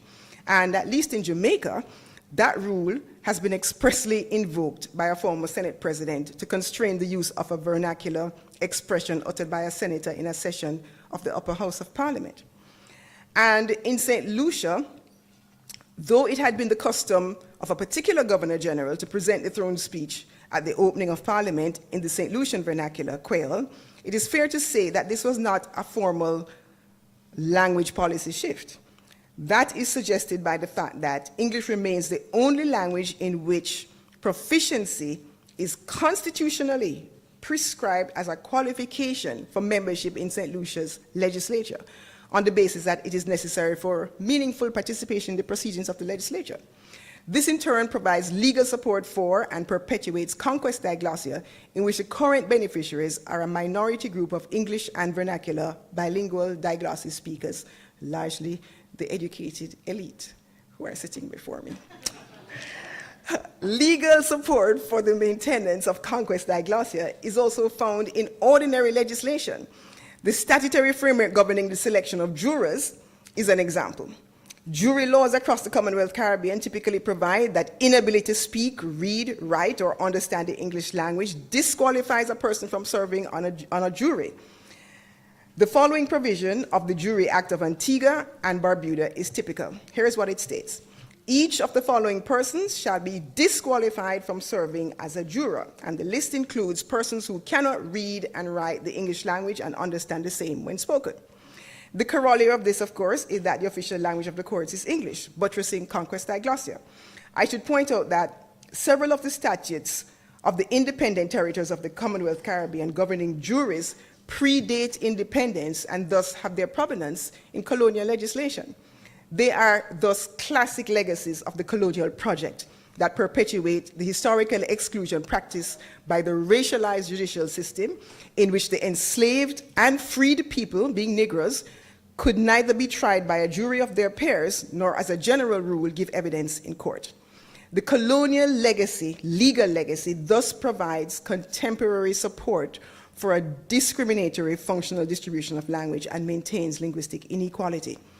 But the coloniality of law in relation to language is not confined to currently enforced legislation with origins in the colonial period. There exist examples of modern, that is, post-independence legislation, like our consumer protection statutes, which are supportive of conquest diglossia. There is a 2016 news item that I found on the CARICOM website, which heralded the change in the St. Kitts Nevis consumer protection legislation to require that English be used on labels for goods because, as the news item stated, the official language of St. Kitts and Nevis is English. And curiously, perhaps, this was amidst concerns regarding foreign language labeling of goods being sold to the public. So insistence on English medium labels was perceived as part of a protective strategy for the average consumer. The fact that many of these consumers are Kittitian-dominant speakers would tend to weaken that protection intended by the legislation and also underpins conquest diglossia. So the laws, whether inherited or post-independence enactments, contribute to the maintenance of the structures and values associated with the colonial linguistic order, which has spawned linguistic damage in the form of discriminatory language practices and social exclusion. The coloniality of language also affects the domain of education, but time doesn't allow me to elaborate on how educational practices perpetuate the colonial linguistic damage. Historians have shown that resistance by the enslaved in one form or another has been a constant feature of plantation life in the colonial Caribbean. I suggested earlier that linguistic differentiation between the speech of the enslaved population and that of the planter class might be viewed as an element of that resistance, particularly in the context of colonial pressure to acculturate linguistically towards English, and that linguistic differentiation constitutes seeds of linguistic repair. The post-colonial period, with its legacies of colonialism and its own strain of social oppression, has also witnessed social resistance. The socio-religious Rastafarian movement, with its unique linguistic branding, has been one form of that resistance. The movement's affirmation of the black man and its denunciation of the inherited colonial order are reflected at the level of language in what has been termed dread talk. Dread talk is based on the Jamaican vernacular, but it is marked by an alteration in the pronominal system in which, as we know, the form I and I is used instead of the Jamaican pronouns me and we in their various syntactic categories. Of this pronominal system, Ennis Edmonds, writing on Rastafarian ideological resistance, states that in contrast to the me of Jamaican, which serves to objectify speakers, the pronoun I and I is an affirmation of self as an active agent in the creation of one's own reality and identity. Dread talk implies a recognition of subservience to Babylon culture, including the English language and the attendant notion of proper speech, a concept which helps to perpetuate the colonial psychology of the inadequacy of our vernaculars and English language respectability and superiority. So dread talk starkly demonstrates and advocates for agency at the level of language for a reparatory purpose. This is instructive, I believe, for the model of linguistic repair that I wish to advance. Next slide, please. So calls for reparation for chattel slavery during colonialism tend to be very outward-looking. That is, reparatory justice is hinged on the need for action to be taken by the ex-colonizers, typically in the form of apologies and/or monetary compensation, or an equivalent in kind, such as debt cancellation and technology transfer. Just some of the ways in which the CARICOM 10-point plan envisages reparations. As valid as these forms of reparation are, I submit that certainly when language is the object of repair, we also need to be inward-looking to exercise our own agency. This agentive response, I believe, honors and constitutes honors and continues the tradition on the part of our ancestors of differentiation, resistance, and self-assertion at the level of language that we've seen operating despite the damage wreaked by colonial attempts at linguistic acculturation and a colonial ideology of prejudice against African and Caribbean vernacular languages. I've alluded to this agentive response in the secret language of the Maroons, the resistance of the enslaved and their descendants to complete linguistic assimilation, and of course, dread talk in the modern era. All autogenic, language-centered responses to colonialism and coloniality. And the appeal for self-repair to be included in the Caribbean reparations advocacy is, in fact, intensifying. There seems to be a recognition that it is a necessary dimension in the sphere of cultural reparations, of which language is an important element. At a webinar last week, Thursday, hosted by the Center for Reparations at the UWI, presenters asserted the responsibility to ourselves to self-repair. One of the presenters, Claudette Anderson, whose work recasts the negative and disapproving European perceptions of Obia, puts the charge of self-repair this way when she asked, "What do we owe ourselves?" I submit that linguistic repair for colonial linguistic damage is part of what we owe ourselves. How then do we go about an agentive linguistic repair? My view is that the law, emanating as it does from us via our various parliaments, should be deployed as a pathway to galvanize linguistic reparation. Legislation which aims to upend the colonial linguistic paradigm of vernacular stigmatization and inferiority, partly maintained by conquest diglossia, should be enacted. One of the characteristics of law is its capacity to act as an agent of change to transform social practices. This derives from its capacity to mandate, supported by its capacity to encourage and require compliance via enforcement provisions. But I think that the law assumes importance beyond this in efforts at reparatory justice. As I've shown in the discussion on the nature of the colonial linguistic damage, the law and the judicial system have been key elements in inflicting, supporting, and maintaining that damage. And so the use of the law as a means of repair becomes important not only as a symbolic act of denouncing the oppressive way in which the law has been historically deployed, but also as a subject matter itself in need of repair. A reparatory effort that should aim, as far as language is concerned, to infuse an ethos of affirmation of our vernaculars, which are a critical reflection, component, if not an essential part of the construction and creation of our Caribbean civilization and identities. Repair of colonial linguistic damage via legislation has been undertaken to one degree or another in all of the international jurisdictions we considered earlier during our discussion on colonial linguistic damage. In New Zealand, the colonial discriminatory policy of exclusion of the use of the Maori language in courts, sanctioned and enforced by the New Zealand Court of Appeal in the case of Mihaka, was brought to an end with the promulgation of the Maori Language Act of 1987. That piece of legislation not only made Maori an official language of New Zealand, but also expressly provided for the right to speak Maori in legal proceedings. This marked the beginning step in the process of change in attitudes and in the status and use of Maori in courts. There's a very long way to go in terms of normalizing the use of Maori in courts in New Zealand. But there is increasing acceptance by the New Zealand judiciary of the use of Maori in legal proceedings. So for instance, there has now developed the practice of Maori English bilingual introductions and endings in the courts of New Zealand. In India and in South Africa, there is not just legislative, but constitutional recognition of indigenous languages.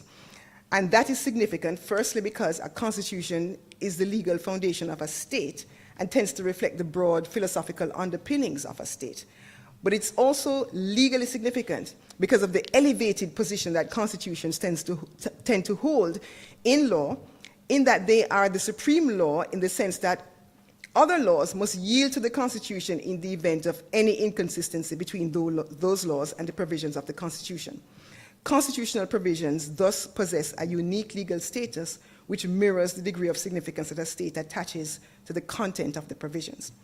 So the Constitution of India declares Hindi as the official language of the Union, even though this is effectively heavily qualified by other provisions of the Constitution of India, which allow for English to be used in public domains, though English is not expressly declared as an official language of the Union. Despite these qualifications, the Constitutional Declaration of Hindi as the official language of the Union of India reflects an ideological shift away from the colonial order, certainly in the minds of the leaders of India's independence movement. And the shift was expressed by Nehru, a leader of the movement who became India's first prime minister. He's reported as saying, "No nation can become great on the basis of a foreign language." Why? Because a foreign language can never be the language of the people, for you will have two strata or more, those who live in thought and action of the foreign language and those who live in another world. So we must do our work more and more in our language. A recognition there of the linguistic exclusion emanating from conquest diglossia, and a recognition too of the integral relationship between vernacular language use and development. And South Africa's modern constitution took the bold and inclusive step of officializing 9 indigenous African languages along with English and Afrikaans. And it expressly provides that all official languages must enjoy parity of esteem and must be treated equitably.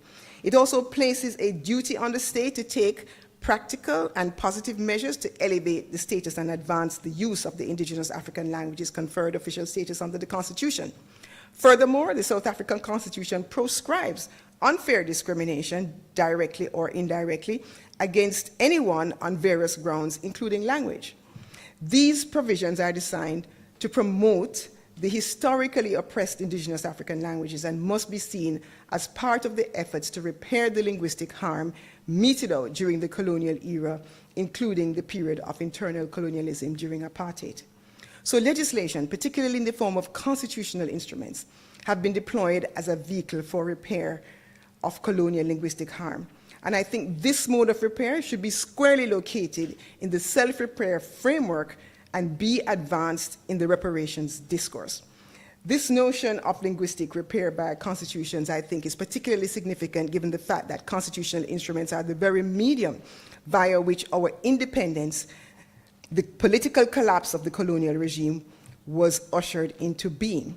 I think then that the current constitutional reform efforts involving the Republican movement in the Caribbean, as we now have in Jamaica, following on the heels of Barbados, which involves a further delinking and severing, if not rejection, of the vestiges of colonialism in our state constitutional arrangement, that those reform efforts present the opportunity to and should engage with the repair of colonial linguistic harm. So I'd like to spend the last lap of my lecture addressing linguistic repair in the context of republicanism. A significant feature of the current constitutional reform in Jamaica is the repatriation of the Constitution. So Jamaica's Constitution is a law that emanated from the Parliament of the United Kingdom, and it has been criticized as being alien to the people of Jamaica on that basis. The idea in this constitutional reform endeavor is to become a republic, in which we are becoming a republic, is to have the Constitution issue from our Parliament an act of absolute agency, via which political decolonization effecting political repair will be achieved. In this process, language, to my mind, should be central both at the symbolic and the substantive level. The essence of republicanism, of course, is the abandonment of the reigning British monarch as head of state and first citizen of our country, and installing one of our own in this preeminent position. But the notion of Caribbean republicanism encompasses a range of values, including the assertion of identity, citizenship, decolonization, as well as democracy, equality, and justice. And it is part of the custom of republics to enshrine in their constitutions symbols of these values, as we have seen in the case of India and South Africa. The nexus between language and identity, which is linked to citizenship, makes the vernacular languages of the Commonwealth Caribbean, like Jamaican, ideal candidates for asserting and symbolizing the values of identity and citizenship. The concept of national identity incorporates the notions of sameness as well as difference. So intra-nation similarity, but distinctiveness from other nations. Our respective Caribbean vernaculars are well positioned to convey those values of identity and indeed citizenship, to be an emblem of our collective sameness, and at the same time to distinguish us from any other nation. And as people, as a Caribbean people, we know this. We absolutely know this. So I want you now to just pin your ears back for a few seconds and Just taking this clip from Barbados' National Independence Honors Ceremony in 2021, Rihanna, the internationally renowned singer and entrepreneur, has just been awarded Barbados' highest honor after being introduced. In this clip, she makes her first remarks as national hero on the heels of the country assuming Republican status. The video clip, please. Ladies and gentlemen, for using her resources and influence to promote equality, tolerance, diversity, respect, and responsibility, all in her Bajan beautiful accent, Robin Rihanna Fenty, National Hero of Barbados. Good morning, Barbados. This is a day that I would never, ever forget. Barbadians are proud people, you know? We are probably the proudest people I know.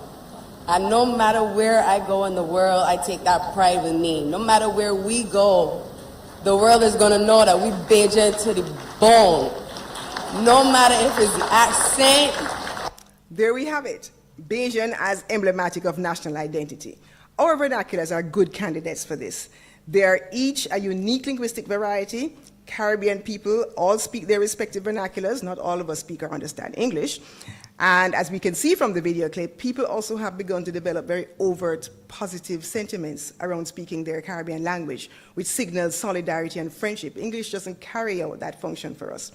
Given the colonial injustices of not recognizing and not regarding the speech varieties of our ancestors as languages, labeling them as barbaric, inferior, and imperfect, and relegating them to invisibility in the linguistic landscape, we owe it to ourselves to begin to repair this linguistic harm by constitutionally recognizing the languagehood of these vernaculars, by granting them the status of national and or official language, and by promulgating an authoritative version of new republican constitutions inscribed in the respective vernacular. Jamaican in Jamaica, Bajan in Barbados, Creolese in Guyana, Creole in St. Lucia, and so on.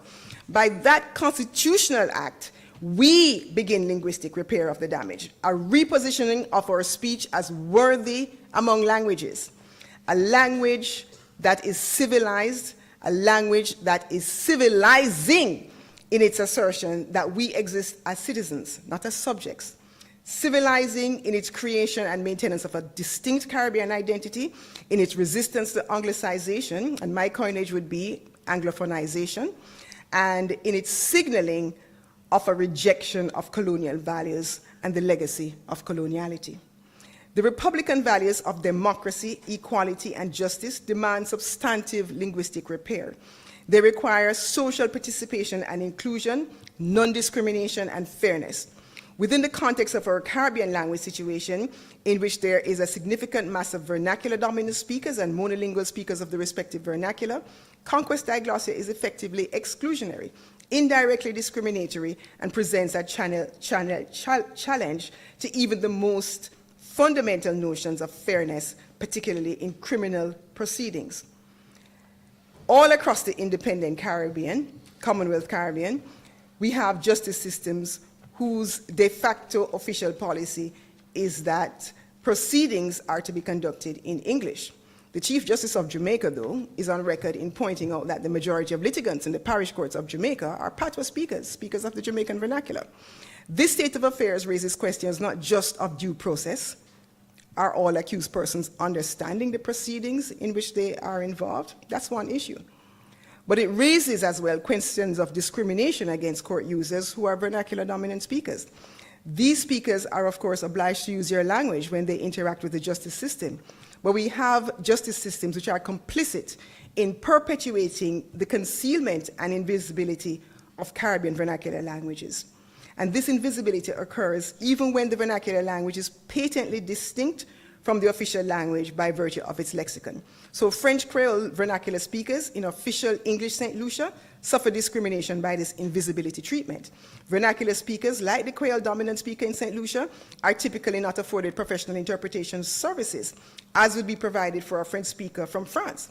This linguistic discrimination in our justice systems part of the continuing colonial linguistic damage in which our Caribbean vernaculars and vernacular dominant speakers are sidelined and are at risk of real prejudice and disadvantage in legal proceedings, flies in the face of the Republican values of democracy as inclusion, of equality as non-discrimination, and ultimately then to the Republican value of justice as fairness. Our Republican Constitution should therefore initiate substantive linguistic repair by enshrining language as a factor upon which discrimination is prohibited. It is a step towards the repair of colonial linguistic damage inherent in conquest diglossia. This we owe to ourselves. I thank you very much for tolerating me.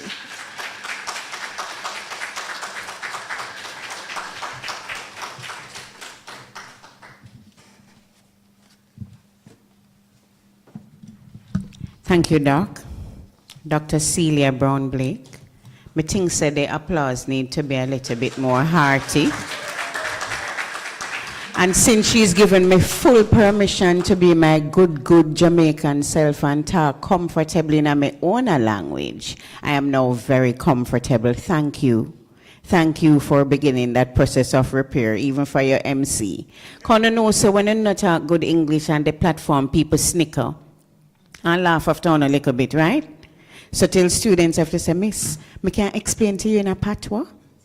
So we really appreciate the lessons that you shared, the lessons from far across the world, New Zealand and such, and the examples of what they've done to repair that damage, and also the charge. And perhaps earlier on this week, the Dean would know we had a visit from The Guardian, England. And they were speaking to us about their reparations project. And one of my concern was, you know, the hierarchies we create in this society, and sometimes we create it in even the university spaces. I noted that you called us the intellectual elite, them. I'm up here, is them. That we often forget those little things that we have. And so when I'm listening, I'm bearing that in mind, that we have to take a homework from this lecture. What is it that the University of Technology will do towards this linguistic repair? What is our reparatory justice work? What are we doing reparations work here? And think about how we can perhaps take on that language, even if we have to partner with our neighbors who are happy to join us, as Joseph looks deeply in his phone and not at me. I was quite happy to hear you mention the Rastafari, the ultimate rebel, and perhaps kind of overs, the way that they have used language to kind of turn Babylon upon itself is really amazing. So thank you so much. I am opening the floor for question and answer or comments. Perhaps, do we have a roving mic? Put your hands together for the tech team who will make this go very efficiently. And for those who are watching on our YouTube, the comments are open, so feel free to put your comments in, and we can take 2 from the YouTube platform. Why am I getting a feedback? After me just cheer, Uno just shame me. Go ahead, ma'am. All right, good afternoon, everyone. Shwana K. Smith from the Faculty of Law, University of Technology, Jamaica. So I actually have 2 questions, but since I see other persons indicating that they'd like to ask a question, I'll just ask one for now. You mentioned perhaps indicating in our Constitution the recognition of Jamaican language. I'm wondering what challenges, if any, and how we can overcome that challenge with respect to the standardization of a Jamaican language. So I have the benefit of relatives from St. Elizabeth, who sometimes I wonder if they even talk in English, and it's hard for me even to understand. And then I've imported my husband from Montego Bay, and the Wende, different manner of expression, and some persons from my family under the clock in Kingston, so in St. Andrews. So I'm wondering, we have what is articulated as standard English. So what are some of the challenges, and how can we overcome that perhaps not so uniform approach to our Jamaican language? Right, thank you very much. And in fact, I don't know if I'm as qualified as some persons in the room to answer that question. But I will say that I think the work of language planners would be quite relevant to that question. Every jurisdiction, has language varieties, and every jurisdiction has this challenge. And so, to me, the work of language planners, some of which has been done, in relation to finding an appropriate standard variety for use in, our formal domains, clearly can be done. It's a question of how we intellectualize our languages, and the work that needs to be done, which the Jamaican Language Unit has done a lot of work. I think what is not known generally to the public is the amount of work that the Jamaican Language Unit has done over its, 20 odd years of existence towards that very question. Yeah.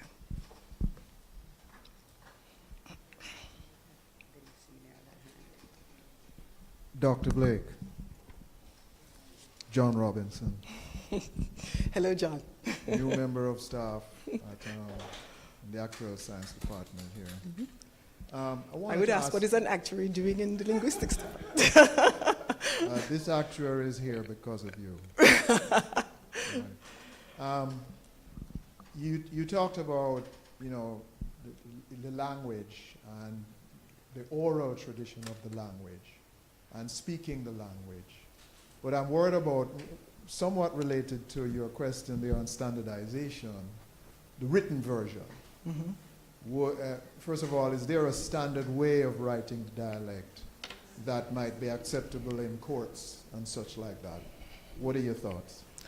So, how many years ago we have had the Jamaican Language Unit developed a standardized way of writing Jamaican, building on the Cassidy-LePage system. And so there is a very standardized orthography for Jamaican.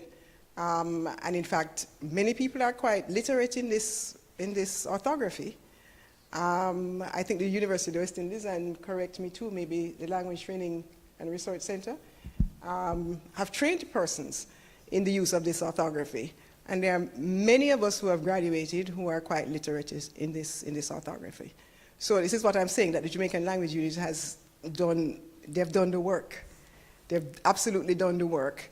And there is a platform, I think, from which we can springboard to have, as I said, the intellectualization of our Jamaican language.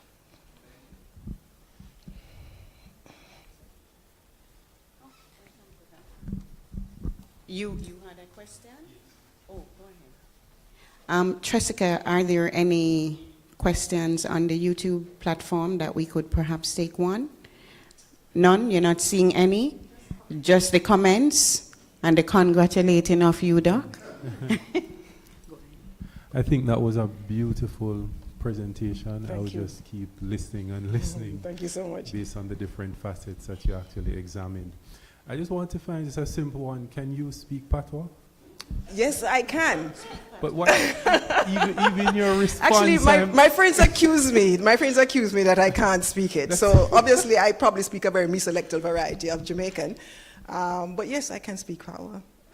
We can talk Patois, man. Yeah, because I'm always, when it comes on to these types of discourse, trying to, elevate the vernacular, but the presentation sometimes has not even a word of the very vernacular that we're trying to elevate, and I'm wondering if that discourse or that pattern is also part of the thing that we face. So this is part of it, and which is why one of my recommendations is having a version of our Republican constitutions, which are emerging, authoritative version. That means something to lawyers, right? That means something to lawyers. Yeah, we don't want no little translation that you say, all right, as a little token thing, we do this, and put it down there and say, yes, ma'am, we have a Jamaican version of our constitution. I want an authoritative version that judges must consult You know, it's like in Canada, the English version is authoritative and so is the French version, equally. So the judges have to consult both to figure out, well, what is the meaning? What's the significance of this provision? What does it mean? How should I interpret it? And so they refer to both because they're both authoritative versions of the Constitution. That is part of the process that I'm talking about. Yeah?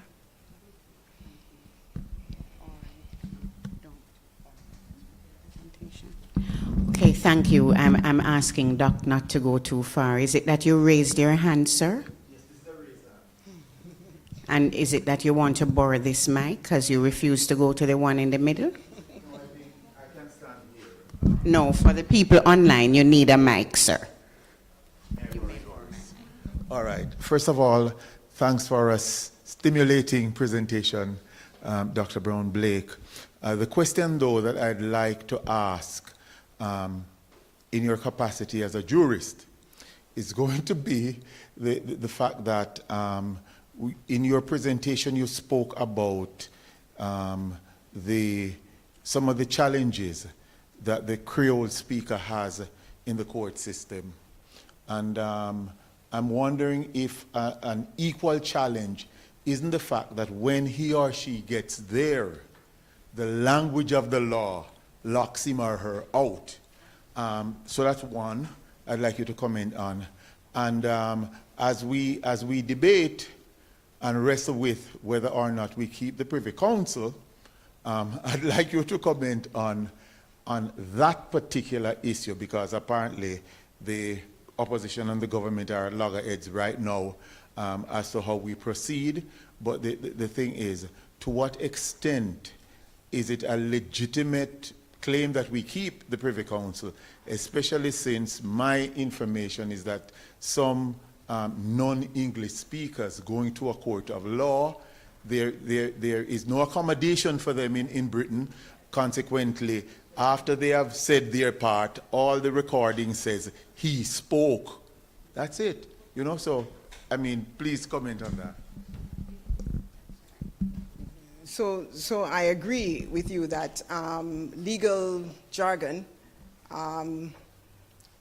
itself compounds the issue for the Jamaican vernacular speaker, monolingual or vernacular dominant speaker.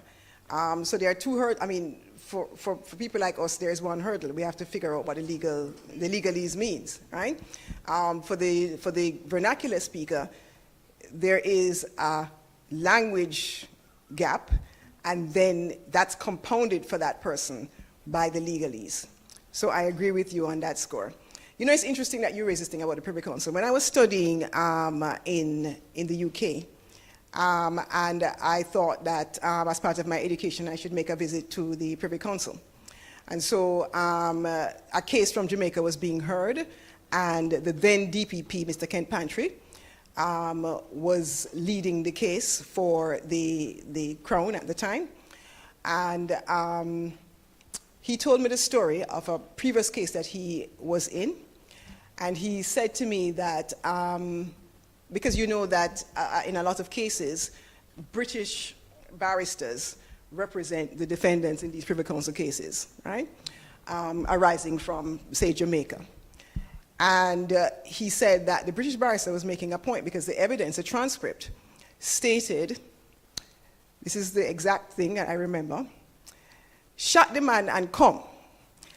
And on the basis of that, Mr. Pantry told me that the British barrister was making the point that at that point in the chronology of events, the man had already been shot, been killed.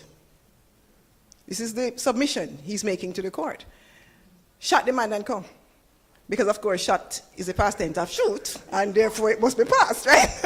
And so, listen, there are some real language issues arising in relation to the fact that we have an appeal court which operates, you know, in English and has no cultural reference at all linguistically to what is happening here.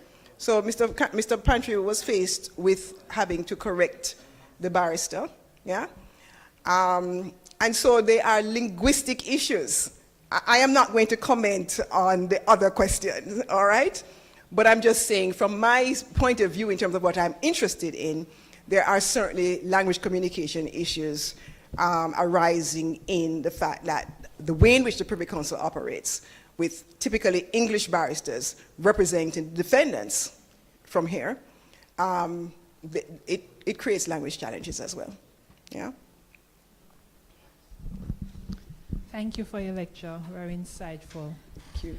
I was in court recently.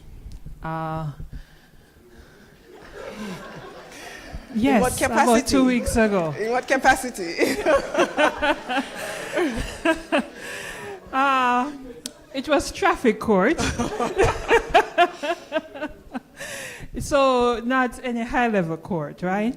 But I found it was my first time ever going to court. And as I sat there, I was noticing, what was happening and everything. So in reference to your lecture, and this specifically speaks to the issue of discrimination, language discrimination.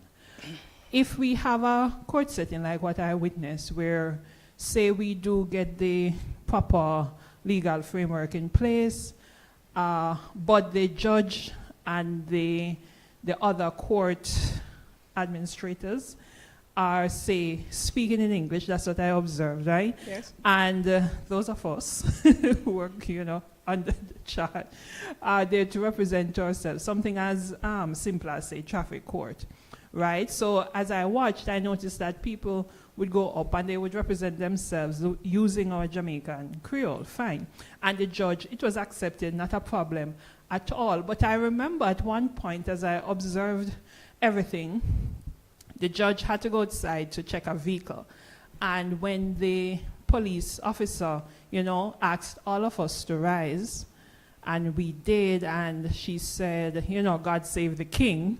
I even forgot that happens in court, because I was like, which king, God save the king. So I observed all of that, what do you call it, multi-leveled issues of contestation happening. The God save the king, the English being used by the judge, and at the same time, the normal people using the Jamaican Creole. If we should get all of the legal framework in place, how do we make it a space where no matter what language people choose to use, there is not a feeling of I am not good enough to represent myself in this space where things are so formal and relate to, that colonial heritage that we have? Yeah, and that's a very, very good question, because I think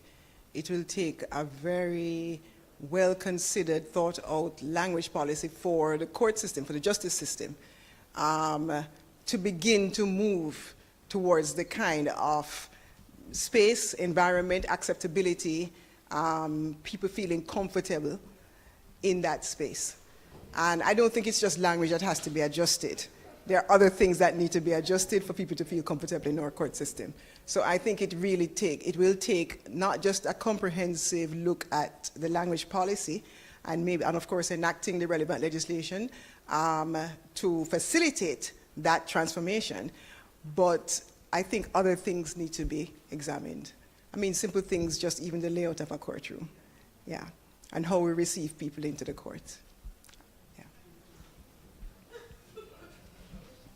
Last question. Oh, I'm disenfranchised by my right. Thank you so much for your excellent lecture. Thank you. As our colleague spoke earlier, it dawned on me, as a lecturer of academic literacy, and a lot of us are linguists here, as you spoke about agency, how do we facilitate language and language usage in our classrooms as well? Because it goes back to our own perception and attitude towards language. When a student may even speak in Jamaican Creole, do they get this sense that we're being accommodative of them speaking in Jamaican Creole? Or from a personal perspective, do we see it as them speaking bad English as well? And so how do we deal with that? So it's a question for us to ponder as colleagues, and I wanted to ask you, from a legal perspective, with your colleagues, is it something that they're ready to accept in the courtroom? You mean if they're accommodating of a change in language policy? Right. That's a good question. I think the law is one of the most, inert domains in terms of language. That's because, this is the tool of trade of lawyers. So you're infringing. A lawyer thinks that he knows more about language than linguists, and so, generally speaking. And so you're really infringing on his domain or her domain. And I think though, attitudes are changing. We're in that transition period. And I think in another maybe 20 years, we probably won't be having this discussion, where people are going to be much more receptive to the receipt of evidence in Jamaican, which is happening, or in the various vernaculars, which is happening, but it's how we treat with that evidence, right? Getting it as the language of record, right? As opposed to this kind of semi-translation that is done now. And just facilitating and giving more respect to vernacular dominant speakers. I think we're in the transition period, because I've spoken to judges, attitudes are changing. You still have some resistance. And I think it's a process. I look at what is happening in New Zealand, and they are far away from Mihaka, that case, where they said, listen, the customary law of New Zealand is that English is the language of the courts. They are now facilitating more speakers. The New Zealand white person, Pahikas, they call them, those persons are learning greetings in Maori, opening their court to bilingual introductions and endings. So the courts begin, in Maori and in English, the introductions, and end in Maori and English. And so that's a far way from the 1980 case. And it takes time. And I hope that we really have the patience to see it through.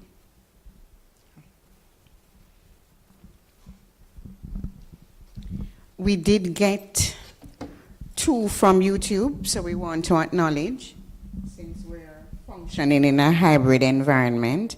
Paul Robotham is asking, do you envisage a future in which proficiency in both English and the Jamaican vernacular could become a requirement for certain official posts in Parliament or judicial system? That's one. And the other is, so you spoke of the Taino of Jamaica in the past and in ancestry. So do you know for sure that Tainos have completely died out? I looked over and saw Kalan and laughed. Or how should we look at them? So the first question was about bilingual. Yeah. I would like to hope so. I would like to hope that, we should have our judges, our public officials, just like how you have a constitutional requirement in some Commonwealth Caribbean jurisdictions, that you have to know English to be appointed to the legislature. Why shouldn't you know your own language and to be qualified and competent in it to sit in your parliament? The job of a politician really necessitates communication with the people. I think it should be a requirement for you to know the language of the people. Most of us do know it, but it would be nice to have that constitutionally reflected. It is symbolic, and I think it's also substantive. So the Tainos, so I think, I don't know, maybe somebody who knows more of the history, but as far as I'm aware, we don't have Tainos as a demographic collective, but certainly I know of persons with Taino ancestry. And so, yes. All right. So first of all, Hahom, thank you for a wonderful presentation. Thank you. Kasike Kalandiri, Nibonrish Kaiman, Yukaiki Yamewani. What I said in Island Arawakan is, name is Kalan. You can call me Nibon Rish Kaiman. I am chief of the Jamaican Hummingbird Taino people. There's a resurgence movement that has been taking place, not just in Jamaica, but throughout the Caribbean since 1992.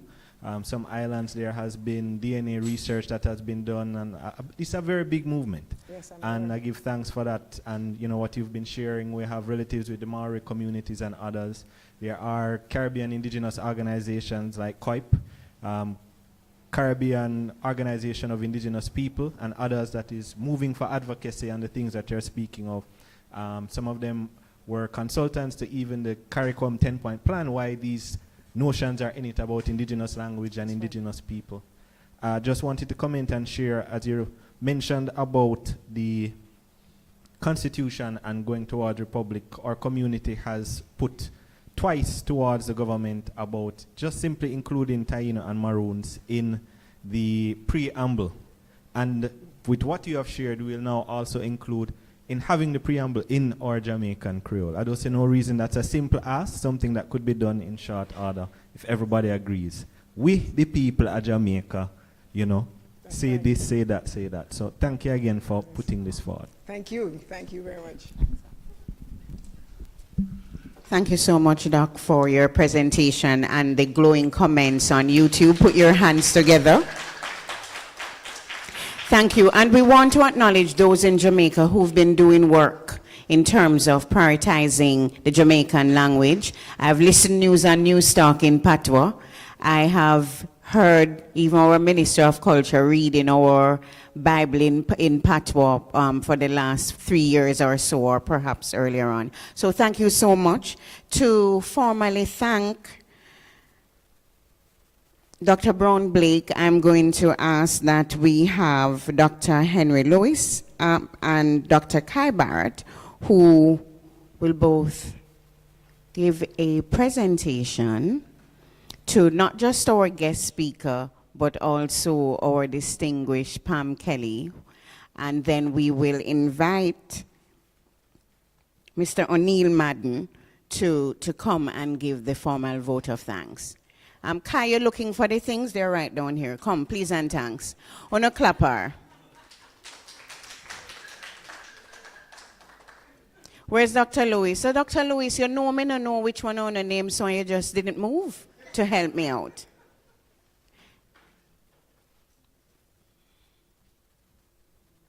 And they're labeled efficiently, so. Should we call our guest speaker first? So please make way again for Dr. Celia Brown Blake, who light up YouTube, UTech YouTube. Big up yourself. I hope you are subscribing. And for those who are online, please click the subscribe button.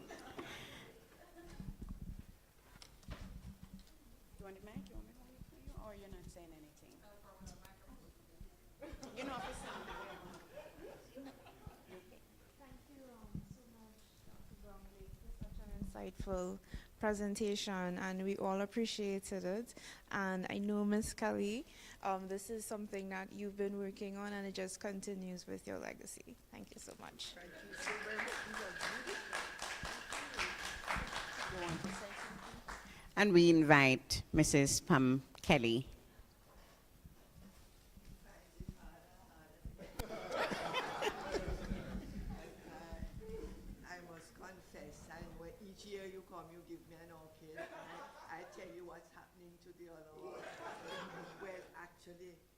No fault of mine, one is actually blooming. Mrs. Kelly, I want to start with your last word. You continue to bloom, and so we continue to give you blooming orchids. We thank you always for your presence each year. Please take care of this and report next year on its blooming. Thank you. So take the picture for next year. You know, when he said this blooming orchids, I'm here thinking, Joseph, when we say blooming in Jamaican language, what that mean? That blooming thing. What it mean? Huh? It's mild? You never hear the expression blooming in Jamaica. What does it mean? It's a bad word? It's a mild bad word? Okay. Very mild. Okay, okay.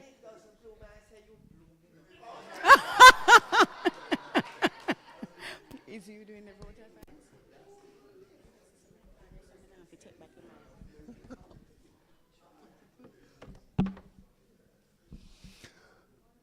All right, the pleasure is mine to move the vote of thanks. It's pre-evening, right? It's this pre-evening. So I really want to, on behalf of the School of Humanities and Social Sciences, through the Faculty of Education and Liberal Studies, and of course the Language Teaching and Research Center, on behalf of our director, Mrs. Campbell Dawes, thank all of you for your participation and your attendance at this year's 11th staging of the Pam Kelly Lecture. We want to thank, of course, our Master of Ceremonies, Miss Colleen Douglas. Let us put our hands together for her. I know that we know your capacity, we shall use you up, right? And to all our colleagues who participated in bringing greetings, our head of school, Dr. Lati Badir, our acting dean, Dr. Harold McDermott, Professor Shermaine Barrett, our acting vice president and provost, and all our colleagues again, and of course, our distinguished lecturer, Dr. Celia Brown Blake, who gave a riveting presentation, and there's just so much to take from it.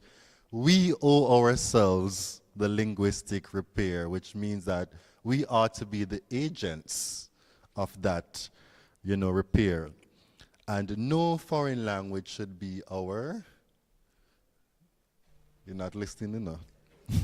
No foreign language should be the language of the people. And as a linguist and a multilingual speaker, I'm saying yes, it's true, all right? Thank you so much to also our technical team, who they have been very supportive to ensure that the lecture was streamed this afternoon. We want to thank you for, being with here, and our online audience. We have a number of people who came online, so we really want to acknowledge your presence. And we must single out, I'm not seeing them inside, but Miss Grizzle and Miss Miller. Miss Grizzle is here up top, and Miss Miller also, these, put in a lot of work behind the scenes, and so we just want to acknowledge your contribution to this year's lecture. Colleagues, the work continues with us, so I pray that we will continue to, take what Dr.